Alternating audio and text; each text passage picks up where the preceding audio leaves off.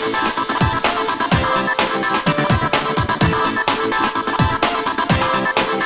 Everyone, welcome to Grow Skills. आज हम पढ़ने वाले हैं क्लास एलकेजी का सिलेबस, जो कि इस सेशन के लिए बहुत ही ज़्यादा इम्पॉर्टेंट है 2023 टू 2024।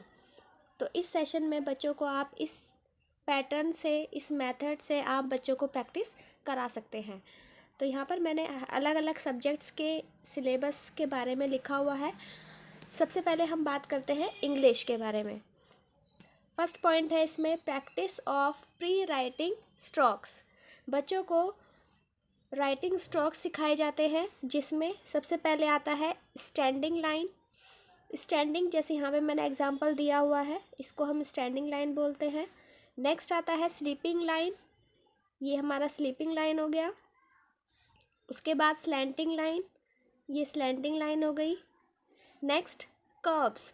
कर्व्स में left, right, up and down, ये हमारे क्या हैं, इनको हम कर्व्स बोलते हैं। उसके बाद आता है capital letters A to Z। यहाँ पर बच्चों को कैपिटल लेटर्स सिखाए जाते हैं, जिसमें सबसे पहले आइडेंटिफिकेशन ज़रूरी होता है कि बच्चा लेटर आइडेंटिफाई कर सके कि ये A है, ये B है, इस तरह से। उसके बाद लर्न एंड राइट, उन्हें याद भी कराना है और उनको लिखना भी आना चाहिए।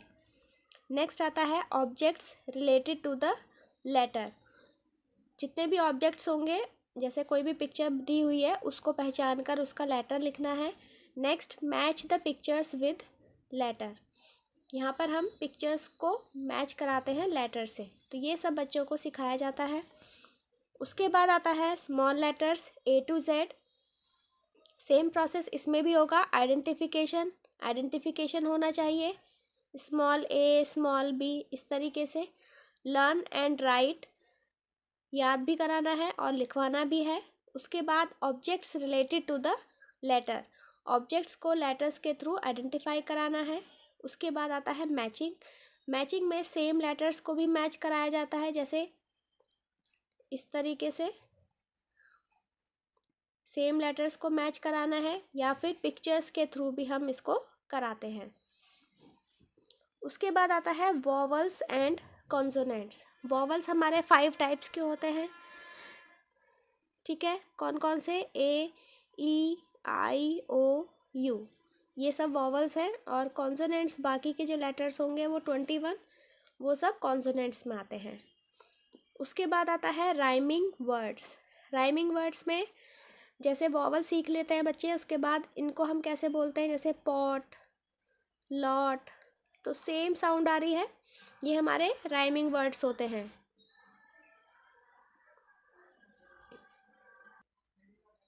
Next fill in the blanks. उसके बाद 2 लेटर्स और 3 letter words, for example or, of, me, be, by, इस तरीके से। उसके बाद 3 लेटर वर्ड्स, जैसे SON son, POT pot, FAT fat, BUN bun, LOT lot, CAT cat, इस तरीके से। नेक्स्ट इसमें राइमिंग वर्ड्स मैंने बताया था अभी। राइमिंग वर्ड्स में जैसे 10, मैन, मैन, वैन, सन, फन, सैट, कैट, इस तरीके से। तो ये सभी क्या है, राइमिंग वर्ड्स होते हैं। उसके बाद आता है फोनिक्स, साउंड ऑफ लेटर्स क, अ। सी का हमने बोला क, इसको क्या प्रोनाउंस कर रहे हैं, क। तो इस तरह से साउंड लेटर्स को भी बताया जाता है। उसके बाद आता है आर्टिकल्स A और N। 2 टाइप्स के आर्टिकल सिखाए जाते हैं, जैसे कैट, कैट के आगे हम A लगाएंगे, अ कैट। एन, एप्पल, तो ये कैसे पता चलता है हमें, एन हम कहाँ लगाते हैं, जहाँ पर हमारा वॉवल से वर्ड स्टार्ट हो रहा हो। तो इस तरीके से हम इसको बच्चों को सिखाते हैं।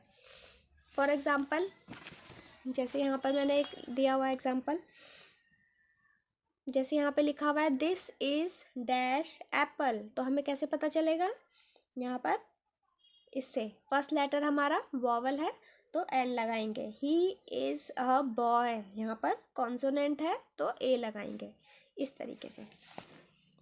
उसके बाद आता है use of this, that and these और दोज। बच्चों को ये भी सिखाए जाते हैं। दिस और दैट का मतलब हो गया, दिस हमारा जो ऑब्जेक्ट जिसका डिस्टेंस कम होता है, पास में होता है, वो हम दिस लगाते हैं, और जो जिसका डिस्टेंस दूर होता है वो हमारा दैट लगता है। और ये दोनों ही हमारे किसके लिए यूज़ होते हैं? सिंगुलर के लिए। और दीज और दोज हम प्लूरल के लिए लगाते हैं। फॉर एग्ज़ाम्पल, जैसे यहाँ पे फिश के लिए लिखा हुआ है, दिस इज़ अ फिश। यहाँ पर दिस इज़ अ लीफ। यहाँ पर ऑब्जेक्ट दूर हो गया, दैट इज़ एन एप्पल।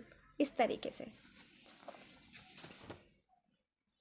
उसके बाद आता है यूज़ ऑफ वन और मैनी। यहाँ पर हम सिंगुलर और प्लूरल की बात कर रहे हैं। जैसे यहाँ पर एक वन ऑब्जेक्ट है, इसको हमने वन, और ये एक से ज़्यादा है तो इसको हम मैनी बोल रहे हैं। तो अगर हम इसका नाम लिखेंगे तो फ्लावर हो गया, इसका हो गया फ्लावर्स। तो इस तरह से भी हम बच्चों को सिखाते हैं। उसके बाद आता है हिंदी सब्जेक्ट, अ से अंग्य तक स्वर। बच्चों को अ से अंग्य तक स्वर आने चाहिए। उसके बाद क से ज्ञानी तक व्यंजन सिखाए जाते हैं। ठीक है। उसके बाद आता है, जब ये दोनों चीज़ें बच्चों को आ जाती हैं, उसके बाद हम बाद का अक्षर लिखो, पहल का अक्षर लिखो, मिलान कीजिए, ये सब हम इसमें सिखाते हैं। फॉर एग्ज़ाम्पल,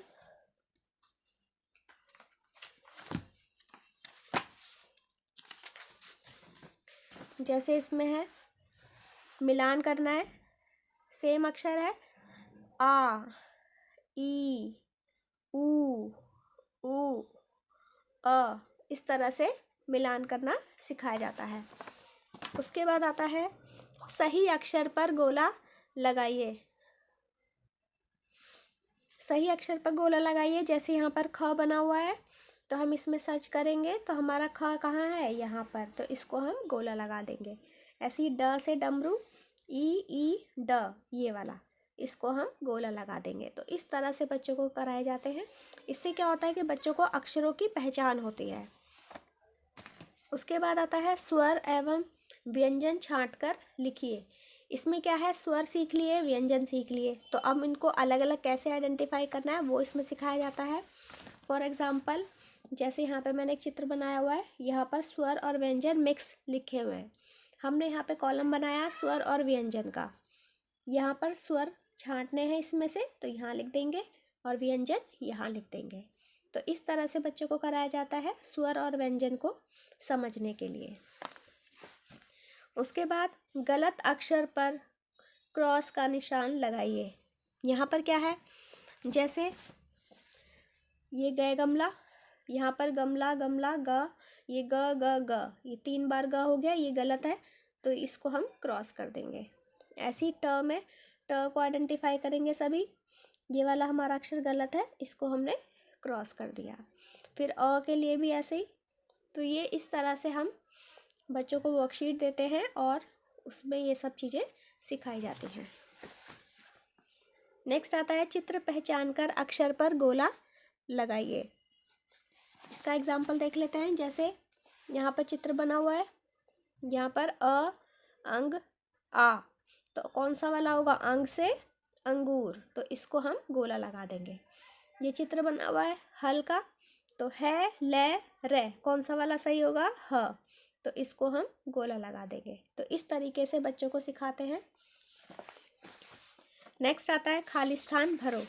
खाली स्थान भरो में जैसे बाद का अक्षर हो गया या बीच बीच में से हमने दे दिए। जैसे यहाँ पे ए, आ, ई, ऊ, तो यहाँ पे खाली जगह दी हुई है, यहाँ पर हमें आगे का अक्षर लिखना है। तो इस तरीके से बच्चों को एलकेजी में हिंदी में सब चीज़ें सिखाई जाती हैं। नेक्स्ट आता है मैथ्स।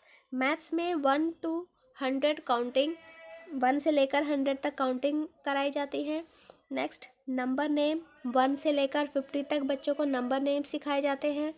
उसके बाद back counting 100 to 1। Next what comes after, before, between, ये सब सिखाया जाता है। Fill in the blanks, count and write. उसके बाद matching with same numbers, shapes identification. Next tables to 2 to 5, ठीक है, ये सारी चीज़ें मैंने लाइन वाइज लिखी हुई हैं। अब इसको हम एग्जाम्पल के तौर पे देख लेते हैं। जैसे यहाँ पर सबसे पहला तो ये हो ही गया बैक काउंटिंग में, इस तरीके से जैसे 50 से मैंने यहाँ लिखा हुआ है 49, 48, 47, इस तरह से ये बैक काउंटिंग होती है। उसके बाद नंबर नेम्स, जैसे 7 की हमने स्पेलिंग यहाँ पर लिख दी, 9 की स्पेलिंग यहाँ लिख दी, इस तरह से ये नंबर नेम्स होते हैं। उसके बाद बच्चों को कंपैरिजन भी सिखाया जाता है। जैसे ये बिगर ऑब्जेक्ट है, ये स्मॉलर है, तो जिसको हमें, जैसे यहाँ पे लिखा हुआ है, स्मॉलर को क्या करना है, टिक करना है, और बिगर को क्रॉस करना है। तो इस तरह से हम इसको कंपेयर करते हैं। नेक्स्ट काउंट एंड राइट, जैसे 1 2 3, यहाँ पे हमने 3 लिख दिया, 1 2 3 4 5, यहाँ पे हमने 5 लिख दिया। तो ये हमारे क्या होते हैं, काउंट एंड राइट। उसके बाद व्हाट कम्स आफ्टर, आफ्टर का मतलब 3 के बाद 4 आता है, 10 के बाद 11, 11 के बाद 12, तो ये आफ्टर वाले हो गए। उसके बाद बिफोर का मतलब हो गया 9 से पहले क्या आता है, 8, 18 से पहले 17, तो ये सब सिखाया जाता है।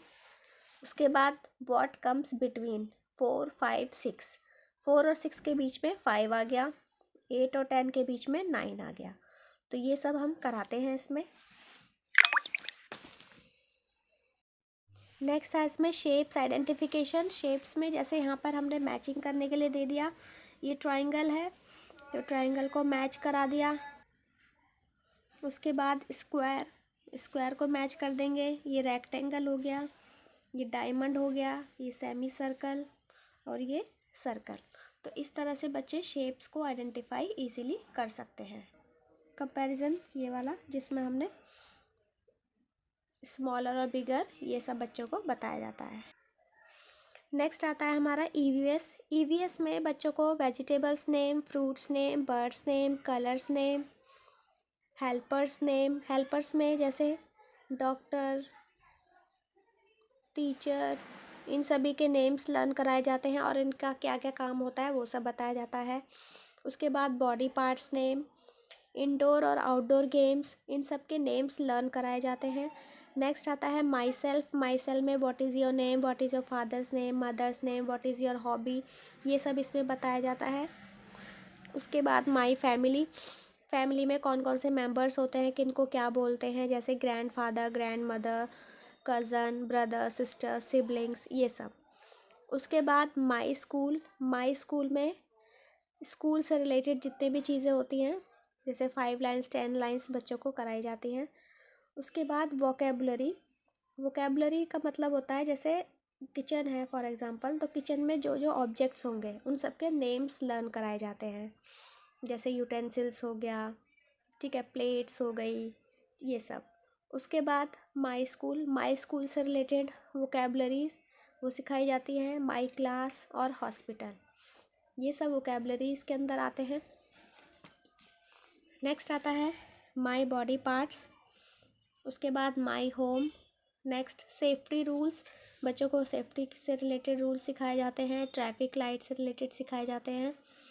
उसके बाद ट्रांसपोर्ट। ट्रांसपोर्ट में लैंड, एयर, वाटर, तीनों से रिलेटेड नेम्स लर्न कराए जाते हैं और कौन सी व्हीकल्स कहाँ पे यूज़ होता है वो सब बताया जाता है।